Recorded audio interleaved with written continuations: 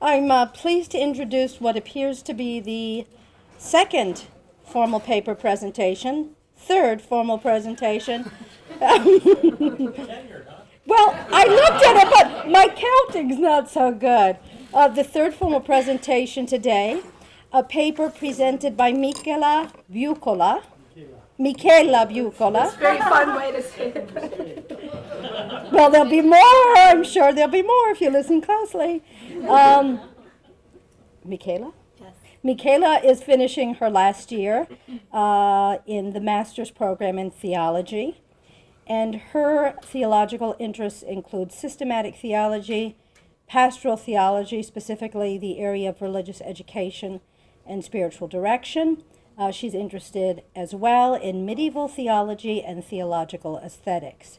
She is headed to the fair city of New York. Brava! A round of applause. Specifically to the Village, NYU, to pursue an interdisciplinary PhD in performance studies. Very nice. Lovely. She presents today a paper titled Adults, the Children of Our Future Church, a Renewed Vision for Faith Formation. Her respondent is Joyce Sioson? Sioson? Yes. Joyce Sioson, who is in her third year of our theology program. She'll be finishing up next May. Her theological interests include moral theology, ethics, natural law, and spirituality.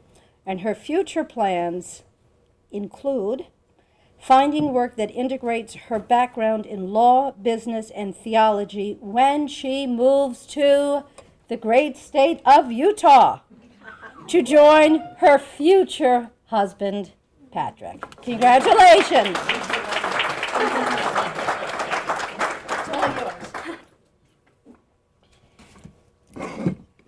Thank you. First of all, I too would like to thank the conference co-chairs and committee for allowing me to present my paper today. Also, I would like special thanks to Dr. Michael Horan for helping me to shape this paper, both for one part of my comprehensive exam this semester, as well as this conference. Finally, the title you see in the paper program was the title of my original proposal when I first created the program that you will hear about in my paper 2 years ago. But a more fitting title for this shorter and more concise paper, the one Joyce received, is Forming a Young Adult Church, a Constructive Proposal Based in Ecclesiogenesis. What if a person's coherent framework for meaning-making and faith-knowing is challenged or contradicted? What happens when a person's expanding world introduces him or her to people with differing beliefs and ways of life? Furthermore, what happens when these differing beliefs are recognized as worthy of admiration and emulation? Lastly, what happens when the belief system or the image of God, which was received as a part of socialization, most typically from parents, becomes inadequate for dealing with the challenges of life? Welcome to the life of a young adult. Having worked professionally in campus ministry for the past 4 years, and as a student peer minister the 4 years prior, I would like to argue that religious education does not go far enough. What would it be like if we shifted the focus of attention from children and youth to young adults? This paper aims to address just that, particularly looking at young adults on a college campus. At the heart of my proposal is an effort to uncover the implications and impact of shifting the lens of faith formation. This paper will ultimately look at the crucial role higher education has in making this shift in understanding possible, arguing ultimately for Leonardo Bof's idea of ecclesiogenesis as the vehicle in which to reinvent the religious education model.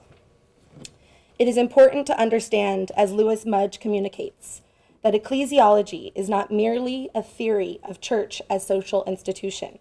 It is also a theory of human society as such.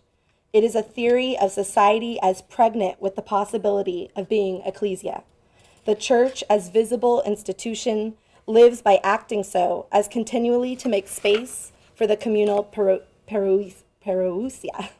That communal presence Mudge articulates is significant and sacramental in nature. It speaks to the real presence of Christ and the church's presence in the social world in which we live. Clearly, ecclesiology as social theory must make use of many assisting disciplines, and I will later draw on various scholars' work on adult catechesis to help further my point that the emphasis of religious education is perhaps focusing on the wrong age group. Ultimately, as Jane Regan observes, a model of religious education that ends with early adolescence cannot effectively integrate the ability to inform, form, and transform the church. Good and important foundations can be set for children, but none of that is possible without well-informed adults who understand and can articulate their faith and desire to be part of that community that Mudge speaks of. Ecclesiogenesis, then, as Fowler appropriates, is a rebirth of the church from below and from outside the established structure. This practice, introduced by liberation theologian Buff, is not about the physical building or the hierarchy itself. Ecclesiogenesis refers to what Buff understands as a new phenomenon in the Roman Catholic Church, the birth of a new type of ecclesiology. Buff recognizes that trend of people, most especially the poor, who are organizing themselves into communities of faith. As a Brazilian theologian, he has seen the emergence of Christian communities, called basic communities, that have devised creative new ways for addressing the shortage of ordained priests, and in the process have taken greater ownership for spiritual development. As lay-supported communities, they are more characterized by mutuality, reciprocity, and equality among members instead of alienation that can be suffered under the weight of hierarchical structures. The role of the organic intellectual, a term coined by Paul Lakeland, is to become the voice of the people and is the most free to be called to action. The organic intellectuals are given a large task, as Lakeland believes the agenda of a lay theologian of liberation must be to achieve voice in the church. Boff becomes one such organic intellectual, whom doesn't altogether reject the need for institutional structures per se, but his thesis is that basic communities offer an ecclesiological ideal that official church teaching should emulate. The basic church community is a new ecclesiological experience where authentic community is emphasized. The rise of these communities is due to a crisis in the church institution. Sociologist F. Tonis distinguishes between community and society. Quote, "A community is a social formation in which human beings are oriented by a sense of reciprocity and belonging. A society, by contrast, is a social formation in which anonymity and indirect relationships prevail. It is exactly that sense of community and belonging that are a necessary component to lifelong faith formation, but also for effective adult catechesis. The fact that a majority of church-going young people stop attending church when they reach college poses a significant challenge to the church. David Kinnaman taps into why young Christians are leaving formalized institutions, and in some cases, it is quite simple. He says, they point the finger, fairly or not, at the establishment. You lost me. For these young adults that leave, some never return, while others live indefinitely at the margins of the faith community, attempting to define their own spirituality. Yet what I see are young adults that are hungrier than ever for a coherent faith that nurtures their spirituality. They also desperately wish for a place to belong, and often they can't find that until they have been allowed to authentically explore faith on their own. Here, the term faith refers to a patterning, connective, relational activity embodied and not shaped and shaped not within the individual alone, but in the comfort and challenges of the company we keep. I have found campus ministry has the capability to respond to this need and to create a sense of belonging to those students we aim to serve. But it is important to recognize that each story is unique, and young adults are not so easily categorized when it comes to their spiritual development at the time they reach college. While understanding the development of a child is helpful and comprises the first two stages of James Fowler's schema for faith development, it is stage 3 and 4 that are most important to young adult faith. Young adults can find themselves characterized by any one of these stages depending on many factors. The transitions between childhood and stage 3 is launched by the growing ability to think in the abstract, to think about thoughts. The rise of formal operational thinking allows the individual to begin to reflect upon the meaning of the stories inherited in their earlier stages. Recognition of clashes or contradictions in the stories received and a move away from literalism makes such reflection necessary. The characteristics that mark stage 3, the synthetic conventional faith, generally coalesce around the age of 12 or 13 and can serve as an adequate faith perspective into adulthood, and for many, throughout life. As the title of the stage indicates, the focus here is on creating a system or structure within which the stories, images, and values can be worked together into a usable whole. The movement from pre-stage through stage 3 is fundamentally the result of socialization. In stage 3, the worldview that has formed and been formed by the person's primary reference groups is synthesized and internalized. The process of socialization leads to a coherent framework of meaning-making and faith-knowing that can sustain a person throughout life.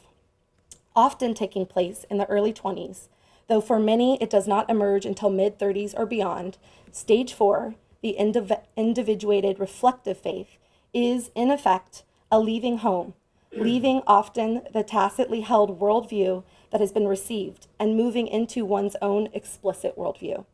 An essential element of the move into stage 4 is a demythologizing of the symbols, myths, and rituals of the tradition.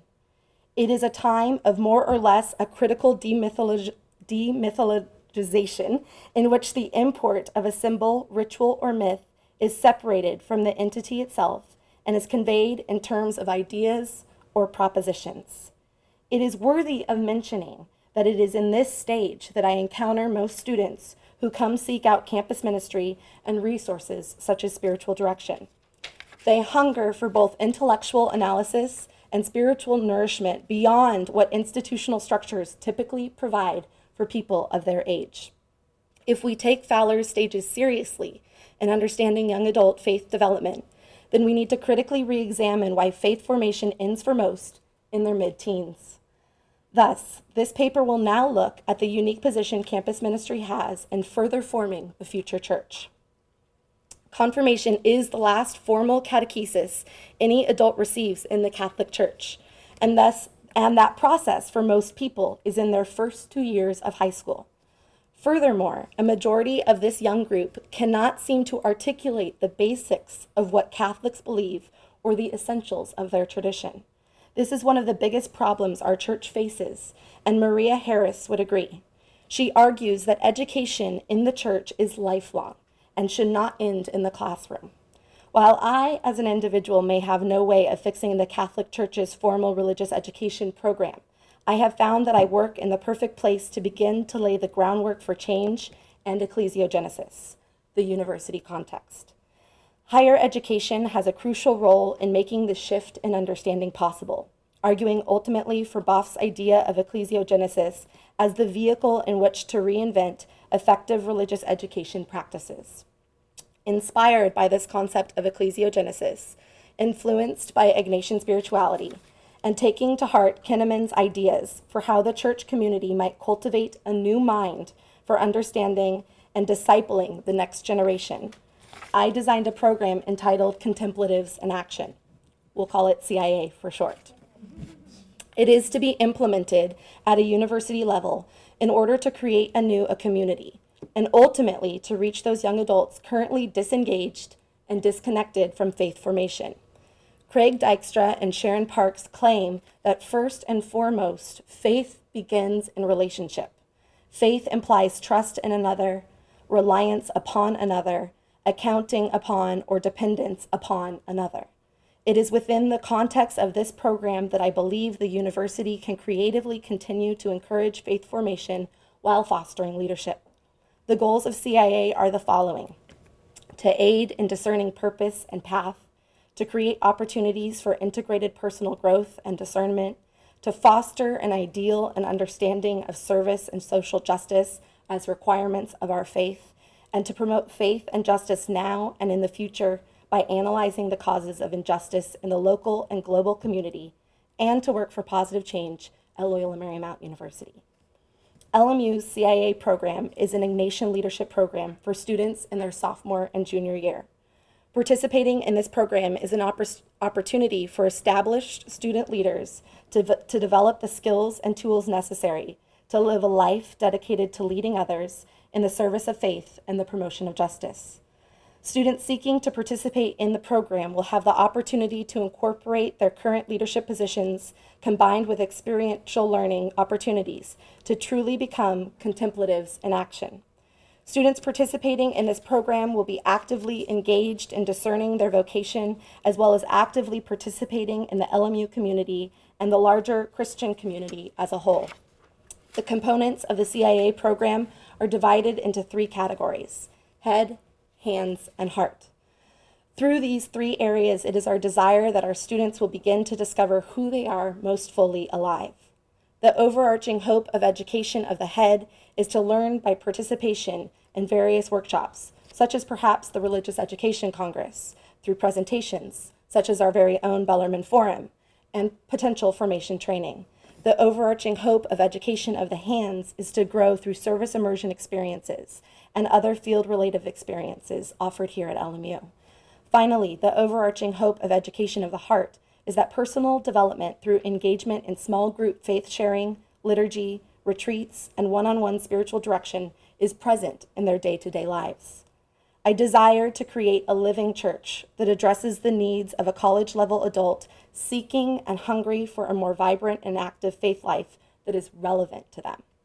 Maybe it is too lofty an expectation, but I would hope that CIA is one such group that would be able to take a stance in preventing this crisis of faith in young adults and perhaps rebirth a church. That is why it was my desire to create a program that was catechetical in nature, but ultimately a program that planted the seeds for a vocation in professional ministry. Finally, I want to speak to the fact that it is not just another added program onto an already over-programmed academic calendar. Regan reminds us that the clear call for adult faith formation and for the creation and strengthening of evangelizing communities is not first and foremost about creating new programs to be added on to existing ones, but instead what needs to be formed is a learning community. This is a learning community built upon already existing and effective programming. But unlike attending just one program, this helps to form our students and give them a more well-rounded and hands-on understanding of the mission of our university and, most importantly, the mission of our church. We need to move away from the idea of checking a sacrament off the list in order to advance in our Catholic faith. Fowler and Harris both encourage lifelong faith formation, and it should never be the primary goal of religious education simply to precipitate and encourage stage advancement. Yet sadly, we know that this model is the current reality. Differences often lie at the level of the imagination, that is, how we imagine or envision this community of which we are a part and how it might be dreamed anew. When it comes to lifelong faith formation, we need to recognize that the development of a person is far from complete at adolescence and confirmation. The comprehension of community and ecclesiology is not something easily grasped at a young age. It isn't until one has left home and truly can value the importance of community that one can even begin to hunger for and process how essential it actually is. We can't fully imagine community until we feel alone in the world, a college freshman away from everything familiar, comfortable, and safe. It is in this stage of life when faith formation can truly be owned. Young adults need to become the focus of our future church. Adult catechesis, and the CIA program specifically, offers the possibility for members of the faith community to gather in conversation with the potential of renewing and transforming the community's self-understanding of what it means to be a church in a particular time and place.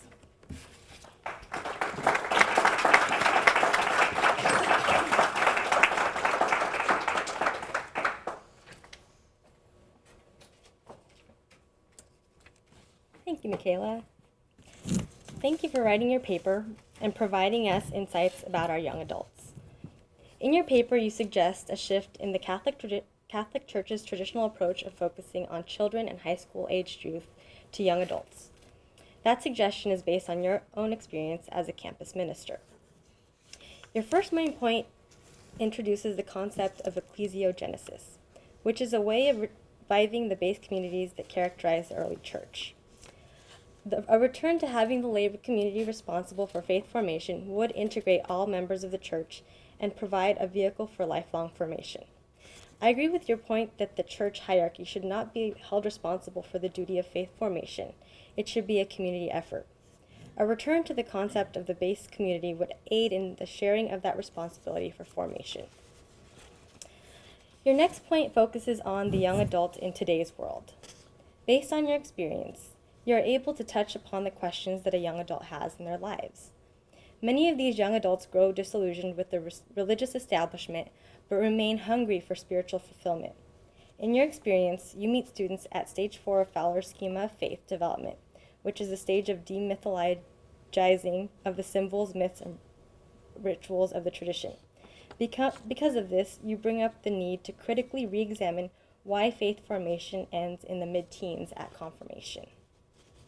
In your constructive proposal, you observe that a good starting point for change and ecclesiogenesis is the university context. However, in tackling such a large question in the church, I would have liked to see additional viewpoints other than the LMU university context in answering this formation question. One consequence of narrowing the focus on LMU as representative of the university context in general is the fact that most students who choose to attend LMU are attending a private Catholic Jesuit school. As a university educator in a non-Catholic setting, my questions include: first, how would your proposed program, CIA, operate at a school without a strong campus ministry department like LMU? Second, how do you foster faith if a young adult attends a non-religiously affiliated or public university? Finally, while Ignatian ideals are universally useful in multiple contexts, how do you translate those ideals for a young adult who does not attend an Ignatian-based institution such as LMU? The underlying issue among all those questions is questioning who gets the benefit of faith formation after the high school years. It illustrates the divide between those educated in a private Catholic university setting and those not privileged enough to attend LMU. Like you, I am a proponent of lifelong faith formation, which I agree does not end with confirmation. However, formation should not be limited to those who are privileged enough to attend a Jesuit university or even those who decide to attend college. I agree with your quote from Craig and Sharon Parks that the faith begins in relationship. The question is, how do you use that starting point of the relationship to help young adults in and outside of LMU grow fully formed in their faith? How do you offer this invitation to all, not just to a privileged few? One universal suggestion that I have is to postpone the age of confirmation until the person is adult and mature enough to confirm their faith in God. By postponing the age of confirmation, it allows the young adult more time to discern whether or not they believe what they are confirming. In this day and age, giving responsibility to the moral agent is crucial in formation.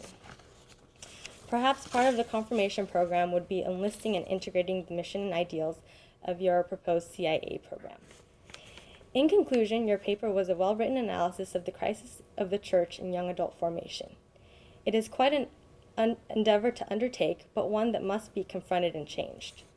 Your suggestions provide a good starting point of looking at the question and a practical point to implement the change at LMU. My main suggestion would be to broaden your focus to include more young adults in your formation program. You do an excellent job of beginning with a focus on relationship and building a church from below to create a solid foundation for our young adult formation program, and I look forward to seeing the fruits of your program in the future.